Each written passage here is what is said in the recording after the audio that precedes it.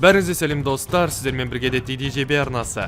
Бұл видеода біз сюжетімізді ары қарай жалғастыратын боламыз. Егер де алдыңғы видеоны көрмесеңіз, арнаға өтіп алдыңғы видеоны көріп алыңыз. Алдымен сіздерден кешірім сұраймын. Тамағымның ауырғанының кесірінен видео дыбыстамасы сәл нашарлау шықты. Бірақ сонда да сіздер үшін тырыстым. Ал ендеше көп созбайын, видеоны бастайық. Мадара Нетероға қарама-қарсы тұр. Куроро оған көмектескісі келеді, алайда Мадара оның көмегінен бас тартты. Оданша басқаларға көмектес. Бізді бұдан да қиын шайқас күтіп тұр. Оны жеңе алатыныңа сенімдісің бе? Мен сенімді емеспін, білемін. Куроро өрмекшілерге қарай кетті. Пайында Мадараға көмектескісі келеді, бірақ та оны Обита тоқтатып, күшімізді бұдан да қиын шайқасқа қалдыруымыз керек деп айтады. Нетеро болса Кёко Сугетсудың ықпалында. Кёко Сугетсу адамның бес сезіміне әсер етеді. Қысқасын айтқанда, бұл адамды басқаратын гензитсу. Бұны Мадара да жақсы түсініп тұр. Нетероның шығарып тұрған нэнінің кесірінен мен шаринганымды қолдана алмаймын. Алдымен аурасын алып тастап, содан кейін қолдану керек. Мадара Нетеромен бірінші шайқасын есіне түсіреді. Иә, істеуден айту оңай. Нетеро қолдармен қимыл жасап, Бадхисатуды пайда қылады. Мадара бұрынғыға қарағанда жақсы көретінін түсінді. Мен оған үлгеремін, бұл жақсы. Бірақ та, дыбыс жылдамдығымен тең, 1000 алақаннан қорғанып үлгеремін бе? Нетеро бірінші алақанмен Мадараға қарай шабуыл жасайды, бірақ та Мадара одан қорғанып үлгерді. Оның артынан көптеген алақандар кете бастады. Мадара кейбіреулерінен қашты, кейбіреулерінен қашып үлгермеді. Бірақ та чакра мен нэнің арқасында ол өзінің денесін қатайтты, ауыр соққыны сезбес үшін. Нэнің арқасында менің шаринганым жақсы көретін болды. Бірақ та оның барлық қимылынан қашып құтылу мүмкін емес. Оның шабуылын тоқтататын бір амалды табу керек. Мадара өзінің жаңа күшін зерттеп, Нетероның жылдамдығына жетеді. Сол уақытта Хисока өзінің шаршаған досына келе жатыр. Сен күшіңді чакрасыз қолдануыңа болатын еді. Неге нэнді қолданбадың? Итачи Хисокаға қарап үндемейді. Білетін секілдімін. Сенің мықты болғаныңды көріп, саған шабуыл жасайды деп ойладың, солай емес пе? Сен шайқасты қалайсың? Алайда мен өз қалпымда болмасам, сен одан ләззат алмайсың. Уайымдамасаң болады, мен саған шабуыл жасамаймын. Жағдай тым шиеленісіп кетті. Бәрі аяқталсын, содан кейін шайқасамыз, түптің түбінде. Сен маған сөз бердің ғой. Бәрі Мадара мен Нетероның шайқасын бақылап тұр. Мадара 100 есе мықты, бірақ та ол бар күшін қолданбай отыр, тек бастапқысын ғана. Өкінішке орай, оның нені қандай қатарға жататынын біле алмадым. Біле алмадым? Сендер тексеріс жасамадыңдар ма? Мәселе сода, біз тексеріс жасадық. Менің ыдысым толып кетті, яғни мен күшейткішпін. Бірақ Мадараның тексерісі бір түрлі болды. Оның ыдысы толмады, түстерін өзгертті, және де қимылдады, және су кристалға айналып кетті ме? Дәл солай. Бірақ бұны анықтауға уақыт болған жоқ. Мадара маман. Маман? Бұл нені білдіреді? Сенің білмейтініңе таңғалудың қажеті жоқ. Сендерде үйренуге аз ғана уақыт болды. Қысқасын айтқанда, маман деген нэннің барлық түрлерін жақсы басқара алатын адам. Қандай нэннің түрі болу керек, ол адамның өзіне байланысты. Алайда Мадара өмір бойы күшті қалап оған ұмтылғандықтан, оған серік нэн түскені таңғалдырарлық емес. Куроро Мадараның нэнді басқарып жатқанына қарап, не жетіспейтінін түсінеді. Тәжірибе жетіспейді. Бәлкім Мадара нэнді үйренген шығар, бірақ та ол оны шайқаста бірінші рет қолданыпты. Мадара, сен өзің ойлағаннан да мықтысың. Жұмбақтай бермей. Нақтырақ айтшы. Куророның есіне Мадараның алып қалқаны түсті, және де ол Итачидан оны нешін қолданбайды деп сұрайды. Ал Итачи оған жоғалтқан көздің кесірінен ол Сусаноны шақыра алмайды деп айтады. Куроро ұзақ ойланбай былай айтады. Мадара, көк қалқаныңды қолданып көр, бірақ та чакраның орнына нэнді қолдан. Мадара оған оны қолдан алмайтынын айтады, дәл Итачи сияқты түсіндіріп береді. Сенде өте сирек кездесетін нэн, маман нэні. Сондықтан да, оны қолданып өзіңнің көк қалқаныңды шақырып көр. Мадара Куророның не айтқысы келген түсінді. Ол қазірдің өзінде шынжырға байланған шалғы мен қалқанды жасай алады. Бірақ ол үлкен тіршіліктерді жасап көрмеген және де тәжірибесі жоқ. Ол қалай қаруды пайда қылды, солайша Сусаноны пайда қылады, және де чакраны қолданбай. Бұл мүлде Сусано емес. Бұл жай ғана менің қиялымнан шыққан қалқан ғана. Бұл жай ғана ойыңмен елестетіп, нэн арқылы жасап шығару. Сонымен қатар денем ауыртпалықты сезбейді. Сайтан алғар, нэнге ғашық болып қалдым. Неткен керемет күш, менің денемде өмір қайнап жатыр. Таңғаларлық емес, нэн бұл өмірлік күш. Мадара ақырын, бірақ дұрыс нэнді зерттей бастады. Соғыс тәжірибесі жаттыққаннан да мықты. Сусано және нэннің арқасында ол шалға қарсы тұра алады, бірақ сонда да шалдың дыбыс жылдамдығымен тең алақанын бағаламауға болмайды. Хисока біледі, бұл маманның барлық күші емес екендігін, сондықтан ол оны көргісі келеді. Мадара, қалқаныңды өзіңде емес, басқа жерде пайда қылып көрші. Бұл мүмкін емес. Сусано, менің айналамда ғана пайда болады. Осы сәтте Мадараның есіне түседі. Ол жай ғана Сусано емес, ойдан құрастырылған Нэннен жасалған Сусаноның көшірмесі. Ол алдымен өз денесін қалқаннан шығарып көреді. Бұл іске асты, және де қалқан оның денесі алыста болса да бұйрығына бағынды. Мен Сусаноны алыстан басқара аламын. Ал былай істесекші.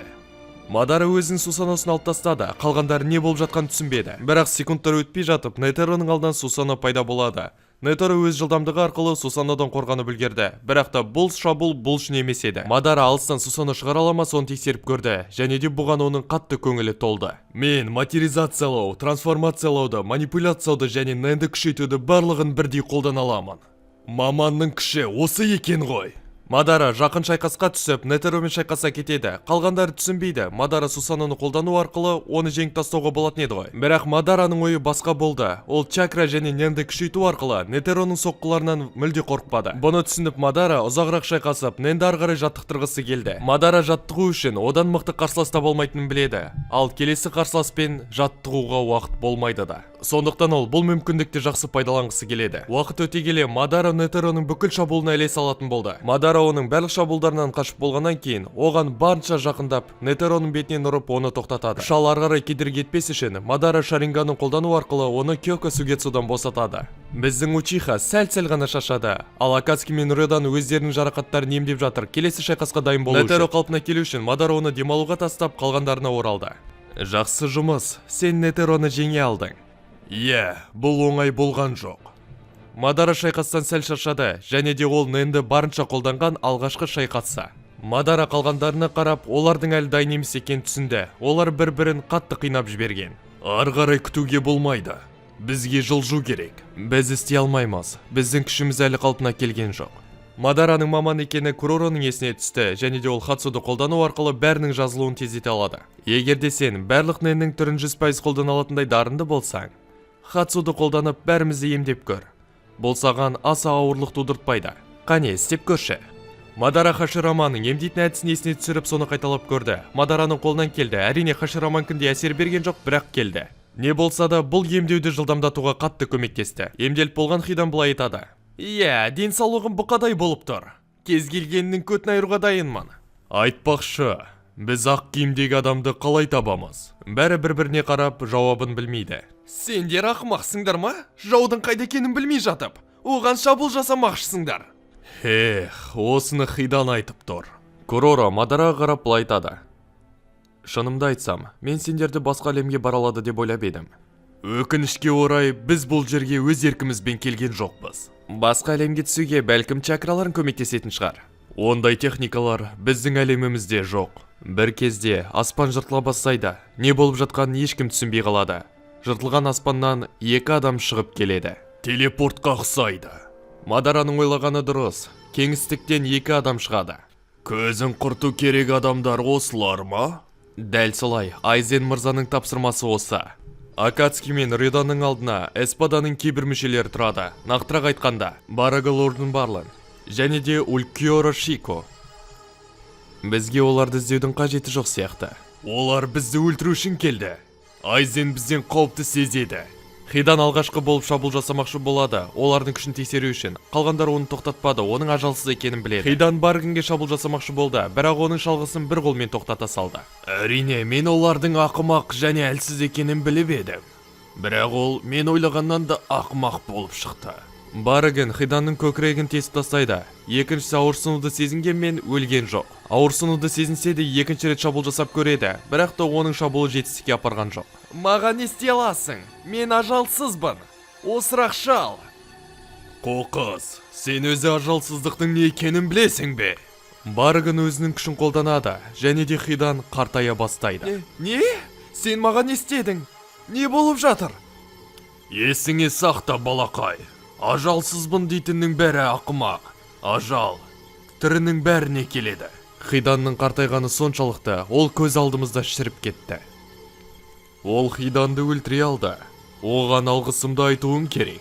Келесі болып Гакузу шабуыл жасайды, бірақ та оған Франклин көмектесті. Ол өзінің оқтар арқылы оны артынан қорғап тұр. Бірақ та Баргин Франклинді мүлде сезінген жоқ.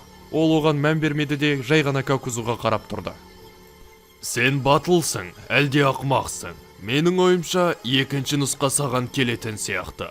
Барыгын өзінің күшін қолданады. Какузу бұған мән бермей өзінің денесін қатайтып, Барыгынға шабуыл жасайды. Сенің күшің бір нәрсені қартайту. Солай емес пе, шал? Сен сияқты байғұс адам. Қалайша мені ұра алды? Өліп қал! Барыгын өзінің текеруін алып, оны Какузуға қарай сермейді. Какузуды екіге бөліп тастады, ал ол өзінің жіптер арқылы өзін тігеді. Жақсы жылдамдық, шал. Енді түсінікті, Айзен үшін оларды өлтір дегені. Олар алғашқы көзге көрінгендей, жай ғана адам емес. Какузудың бір бетпердесі жойылды, яғни Барыгынның күші жүзеге асты, бірақ та бір бетпердені ғана жоя алды. Барыгын уақыт жоғалтқысы келмеді, және де Кисами қалпына келмей жатып, оған екінші соққыны жасақсы келді. Алайда Кисами Какузуды құтқарып қалды. Алайда Барыгын өзінің күшін көбейте бастайды, және де Кисамиге оған қарсы тұру қиындайды. Сол сәтте артынан Увоген пайда болып, Барыгынды бар күшімен ұрады. Мен оған тигеніме сенімдімін. Шаң тарапты үлгермеді. Сол сәтте Увогеннің артынан соққы ұрады. Бұл құмырсқаларда да өзіндік күштері бар екен. Менің көңіл күйімді көтересіңдер деп ойлаймын. Барыгынның денесінде бірде-бір жарақат болған жоқ. Денесіне қарап, тіпті оған ештеңе болмады деп айтуға болады. Мен бұл соққыға өзімнің 50% күшімді қолдандым. Ал ол бұл соққыны тіпті сезінген де жоқ. Мадар алдыға шықты. Жеткілікті, оларды өзім айырамын. Біз оларды жеңеміз. Сен және Итачи басты жауға күштеріңді қалдырыңдар. Короро Мадараны араласпауға көндірді. Бір мәселе бар, қалайша олар осыншалықты мықты жауды жеңеді? Біріншісі, неге тисе, соны қартайтып жібереді. Ал екіншісі, тіпті орнынан қозғалғанда жоқ. Әріптесін соққыға жығып жатса да. Оған бәрібір ме? Жоқ, олар бізді қауіп ретінде көрмейді. Не болса да олармен ойнауға болмайды. Олар тіпті ажалсызды өлтіріп тастады. Улкиора күтіп шаршап, көзіне кім түседі соған шабуыл жасай бастайды. Оның жылдамдығы соншалықты, оған ешкім ілесе алмай қалады. Бірақ ол бәріне шабуыл жасай алмады, өйткені Итачи оның соққысын тоқтата алды. Итачи оған шабуыл жасамақшы болды, бірақ екіншісі қорғанып қалып, екеуі бір-бірінен алыстап кетті. Барыгын бірден бірнешеуін өлтіріп тастамақшы болды. Ол жауына жетті, бірақ сендерге үйретпеді ме? Әлсіздерді ренжітуге болмайды.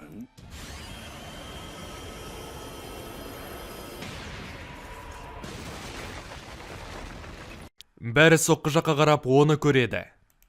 Жеті күнәһардың бірі, Арслан күнәһары, Лорд Эсканор. Өздеріңе лайықты қарсылас табуды ұсынамын. Бірақ та сендер маған лайық емессіңдер ме деп қорқамын. Барыгын мен Улкиора қатты таңғалды. Эсканордың денесінен үлкен магиялық күш шығып тұрды. Эсканор, бұл Айзеннің қызметшілері, оларды өлтіру керек. Ал қалғандарын құтқару керек. Олар бізге шайқасса көмектеседі. Айтқаның болсын, Мерлин.